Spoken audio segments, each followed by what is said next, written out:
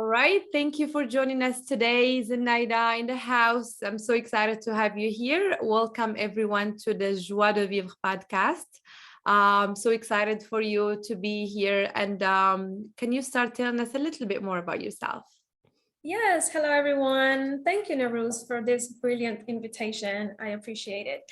My name is Zenaida Cranford. I am a certified coach practitioner, a teen mentor, a community philanthropist, a mother of four, and a wife. But besides all that, I'm also known to be the procrastination overcomer. And that's part of my practice and what I do. That's amazing. Thanks for sharing this introduction.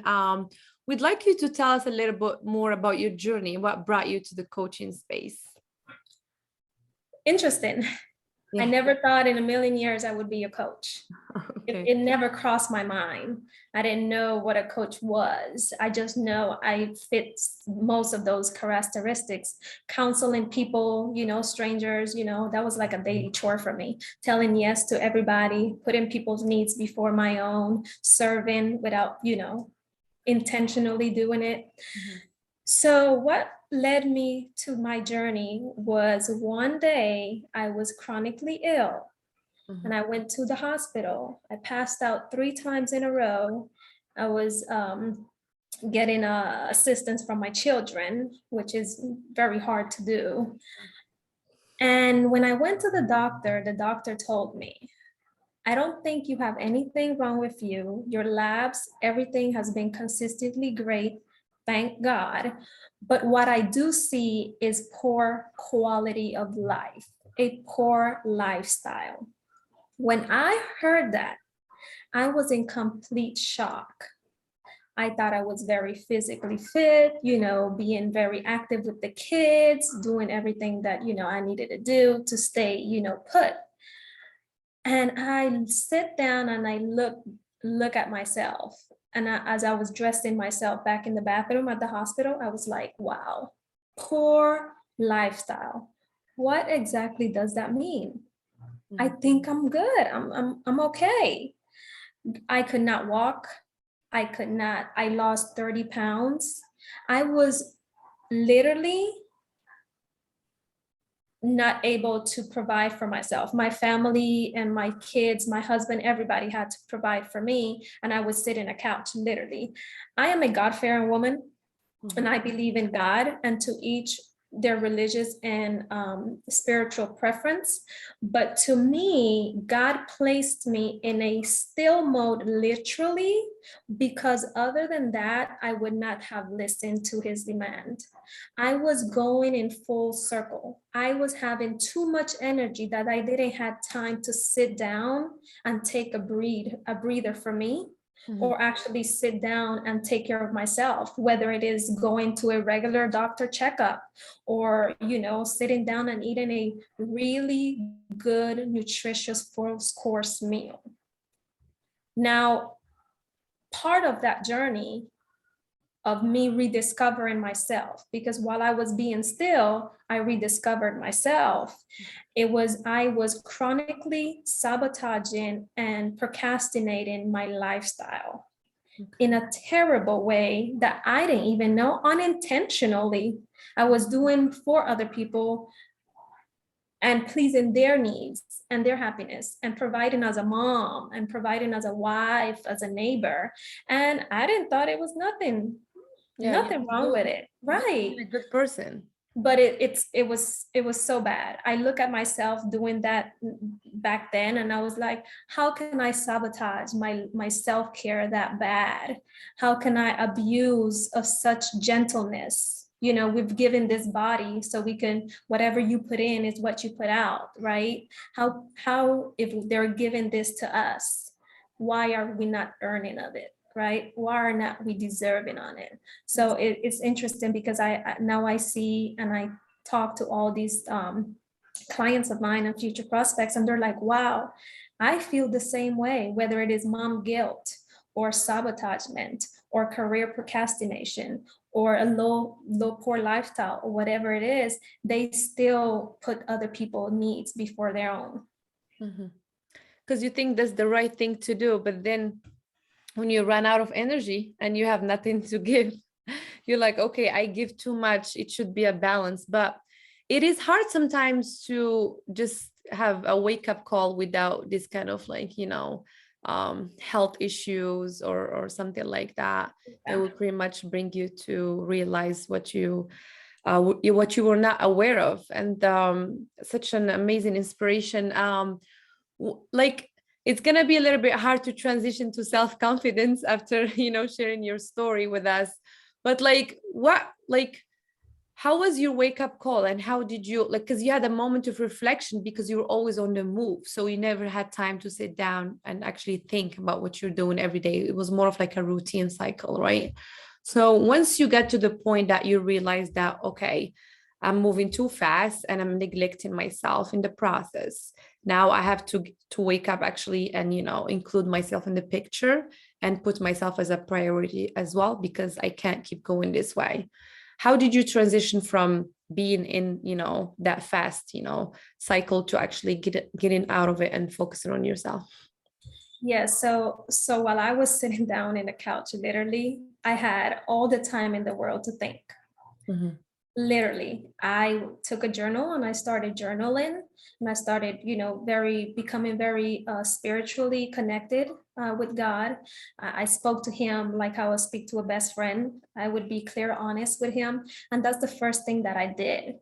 I Mhm. was very honest with myself, because if we're not honest with ourselves, Mhm. who are we gonna we're lying to ourselves, saying that we're confident, and in all this false confidence. You tell someone to do this, but you don't do it for yourself, right? So I had a lot of time to sit down and rediscover myself once I had the courage to admit that I was at fault of my own wrongdoing. My long-term suffering wasn't anyone's fault, and it wasn't my kids or my husband. It was mine's. It was my decision to live a life, transition to a life like this that I didn't even know I was doing to myself. So first I did that. I was completely honest with myself, completely transparent with myself. When I did that, I literally got goosebumps in my body. I had a connection that I never knew existed with myself. And that was so, so different in a good way. I felt relief in a way. I felt somewhat of clarity. I was releasing something that has held me back for so long. And I didn't even know, right? Yeah, of course. After that, journaling was amazing to me. I started journaling, and right now I look at those times that I journaled from those past years, and I am so proud to have wrote those things down for accountability and for awareness. Mhm. Because now I knew that state that I was in is not the state that I was supposed to continue to be in.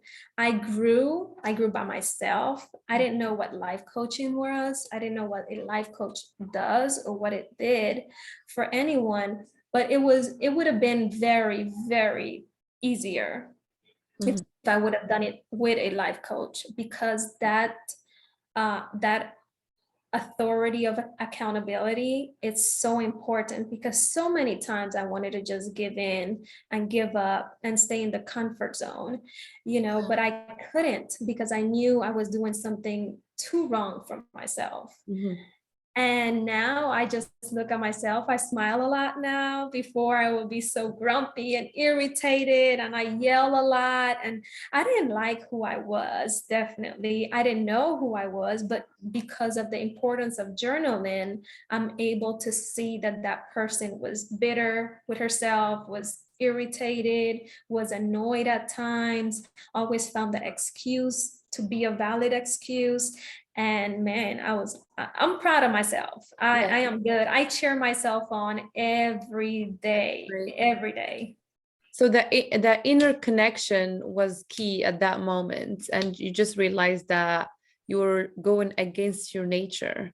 And so once you connected with yourself internally, you realize that you're a great soul, and you have a lot to offer to yourself, not necessarily to people that you love, because we have to start from us first before we Most definitely. transition to someone else. But it takes that experience that you lived to get to where you are today. Unfortunately, we cannot just do it like, without living it. So how was your self-confidence before your wake up call, and how did you like work on it? Like, how can you define self-confidence based on your journey? And also, do you think that it's a skill that we can work on, or it's something that we either have, we either don't? It's definitely something you can work on, but it's not a skill that is gone by the book for the book. Self-confidence before my journey, my transformation journey, was false. You know, I thought I could do things, but I would neglect myself and my self-doubt to not do these things. Okay. I find the easy way out with a satisfying decision to know that I'm okay not doing it. Mhm. I know I can do it, but I'm not gonna do it because of that, that good excuse that I gave myself to sabotage those practices. And that's false confidence. If you believe you can do something, you can at least try to do it. Mhm. Failure is what success is made of. If Mhm. you don't fail, you don't grow. So confidence to me is just that, self-confidence. It comes within oneself. You have to have the courage to go ahead and embrace it in your uniqueness, embrace that essence that you have. I don't wear makeup because I like to embrace my freckles, and that's part of my confidence, right? Not everybody does that. People wear makeup and they like to look pretty and radiant as soon as they wake up because that makes their soul feel good. Mhm. But self-confidence should come within one's soul, within one's body, and whatever makes you feel good, embrace that uniqueness. Don't wait for no one to tell you that's what you should do. Don't wait for no one's approval or no one's attention to see, oh, they like that, so I should continue doing that. Whatever makes you feel good and fulfill, that's what you should embark as self-confidence. It should come always within you. You can scale it as taking your weaknesses and contributing into strengths, and you can embrace it that way. And that's it. That's a very skillful way to make sure that you embrace your self-confident. But again, it's always tailored to yourself, to your strengths, to your weaknesses, and how you're able to evolve them. That makes sense. And so when you felt like you're more confident, or actually the true confidence, that you finally achieved, during your transformation process, how did that impact your relationship with your loved ones or friends, and your decision making, especially? Yeah, so confidence is very impactful. You know how we tell our kids, watch what you say, don't do this, go about this way of life. That's exactly the same thing as self-confidence. What you see is what you get. Okay. Confidence impacts people. Why? Because in my case, insecurities, self-doubt, false confidence, sabotage, and chronic procrastination, for sure, that's what I was given to my kids and my family. That's what they were seeing from me. And if I'm the authority and I'm the mom, my kids think that it's okay to do that. And it's not okay to live with self-doubt. It's not okay to live with false confidence. It's not okay to say, okay, I have a project due in February and I'm gonna start January 30th, right? It's not okay to try to stay in a comfort level just because it's pleasing to ourselves and because it's okay because I saw my mom do it, I saw my dad do it, and now people are doing it, so it must be good, right? No, it's not. And that's what I wanted to emphasize to them. How do you guys see me now? Like, are you guys see me as a whole different person, or do you see me as a person that grew and a person that is taking, the same aspect of her life, but embracing it in a way of fulfillment? And they mess around with me all the time because they're like, oh my God, where's the mommy? Where's the mommy go? I like this one better. I'm like, okay. That's so Yeah. cute. Even I was very insecure with my appearance because I'm really, really short. Okay. And I used to go to school with my kids, and I have a 17-year-old, and he's taller than me, and he's in high school now. And going to middle school to his school and be considered as a student was very, very downgrading for me, and it affect my self-esteem, my appearance and stuff like that. And looking at all that and becoming who I am now, and seeing that I can wear anything, be anything, and embrace anything. I take it as a compliment now. Okay, I Yeah, look like I'm 17. Okay, I still got it. it's so beautiful because we always associate self-confidence with other people. Like, so if I am confident enough, people gonna like me more or think I am, better than if I'm less confident. Or if I'm more confident, I can get better jobs, I can talk to people without being afraid. But what I'm seeing from your own experience is that your self-confidence helped you to be good to yourself first, before it started, to pour into your kids' life and your friends and other family members. You actually became a happier person, and more content with who you are, Oh yeah. versus like, impressing or, attracting others. Um, which is amazing, because once you get to that zone, the most of those things that we all wish come naturally, because people feed from our energies and what we think about ourselves. I remember when I was a teenager, I had acne issues, and my mom used to tell me, don't talk about it. If you go to someone and tell them, do you see my pimple? Of course they're gonna see it, because whatever you see in yourself, people gonna see in you. So just like do the treatments, take care of your skin, and just like embrace who you are. You are young, you are full of life, and it's just showing in your face. And Yes. so, and that's exactly what it is. Once you connect to yourself and accept things, that are there because of who you are, that's your identity, or that's a phase you're going through in your life, whether it's physical or internal. It just, other people see you and accept you as well, because you're doing that with yourself, and that's it. The rest comes naturally. Yes. Um, So okay. when it comes with acceptance, that's it. You Mhm. you learn to accept who you are, what you're meant to do, your calling, your purpose.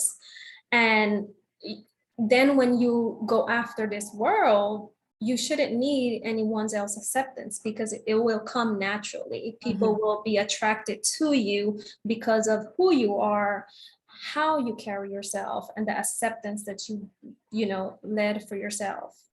Yeah, Acceptance is very important. of course. And so in your coaching line, like you're working with women, is that true? Or like you have all kind of clients? Yes, I have all kind of clients. I work with chronic procrastinators. I work with adults who are um, who have created long-term suffering, whether it's physical, mental, or emotional, to allow them to embrace a path of breaking barriers within oneself, rediscovering their selves and who they are, and making a life fulfilled for them. Zero procrastination. And that is not saying that they're not going to procrastinate in the future, but now they are aware Okay. of how to use this procrastination. They are aware and they are intentional how they use it. That's great. And do you find it rewarding working with all kind of people to help them achieve the same results that you achieved on your own in the past? Oh, very, very rewarding. When I get a call and I'm told that I actually enlisted myself to, extra classes. I was taking one classes and I didn't even pass that. And now I register for two more full-time classes. It's very rewarding because they're breaking barriers. Mhm. Regardless of what path they are, they're breaking their own barriers, right? Yeah, And that is what fulfills me. that's I great. am pleased with that, knowing that I was able to help someone believe in themselves, take action of their own life, take it, secure it, and run with it, right? One of my mantra is don't let life run you, run it. And that means we are so busy tackling life and other people's life, and we forget who we are, what we're meant to be. And by the time you close your eyes and you open it back up, years and years pass and you are stuck Totally. with zero. So part of just taking your life back is that knowing what you want for yourself, having the authority to embrace it, create a path of self-awareness and rediscovery so that you are no longer suffering. That's beautiful. And so if you had to say 3 things to the audience today to help them, work on their self-confidence and improve it, what would be those things? Definitely. Affirmations. Affirmations are beautiful and they help a lot. Journaling, definitely. Go ahead and journal. And if you're in a doubt of waiting for that time to start embracing who you are, I will say the time is now. There's no perfect time. You have to begin somehow. Where you at so that you can know how you started. Life is not perfect. We're not meant to be perfect. No. We're meant to live it, to embrace it, to help others along the way, make this world a better place. And if our mind, whatever we think, whatever we believe, that's what our mind receives. That's what you start believing and start thinking. And after you start thinking that, you do just that.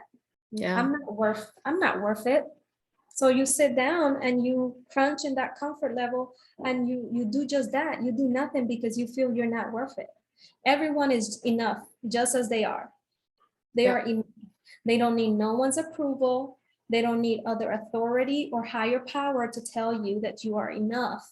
We have to find the courage to embrace who we are so that we can live way better, fulfilled lives. Break those barriers, man. We have to get out. We have to get uncomfortable a little bit, feel a little jittery. It's good. It's good to get out and feel uncomfortable a little bit, you know? We grow, actually. Yeah, we grow from that. And I promise you, once you start doing that one time, getting out that comfort zone one time, man, it's easier the next way around.